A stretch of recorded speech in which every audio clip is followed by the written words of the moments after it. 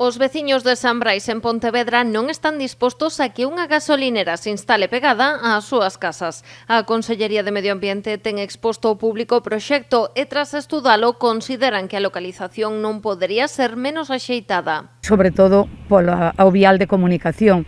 A rúa de San Brais cunha forte pendente, cunha curva xusto encima do lugar onde se pretende instalar nun palmo de terreo, conflúen unha entrada e unha salida a un supermercado Lidl que temos aquí na zona e a entrada e saída ás vivendas. A Asociación Veciñal Salcedo Norte está a canalizar este descontento. Aseguran que detectaron varias imprecisións na memoria medioambiental do proxecto, entre elas as propias características da parcela que a vai acoller. A localización vai nesta parcela cando se está contemplando tamén unha parcela de abaixo como unificada todo. Non pode existir unificación porque tamén hai un erro, tamén hai na memoria e no proxecto que din que isto é un vial de titularidade privada, cando non é verdade, isto foi expropiado polo Ministerio de Fomento.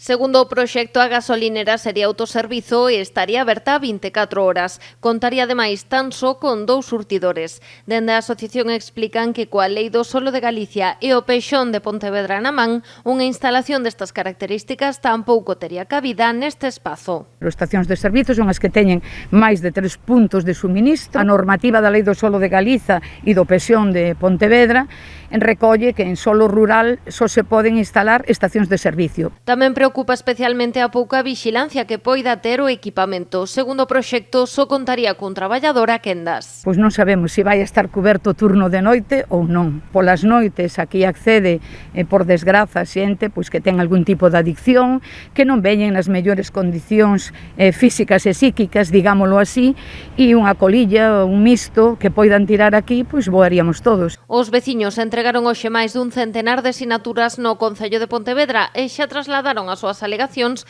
tanto á Administración local como á Xunta de Galicia. Tamén reclaman unha reunión co alcalde pontevedrés, Miguel Anxo Fernández Lores. Aseguran que este é o primeiro paso e que non desbotan mobilizarse se fora necesario. Explican ademais que as súas protestas contan co respaldo das asociacións de propietarios de estacións de servizo, que tampouco ven axeitada a ubicación escollida.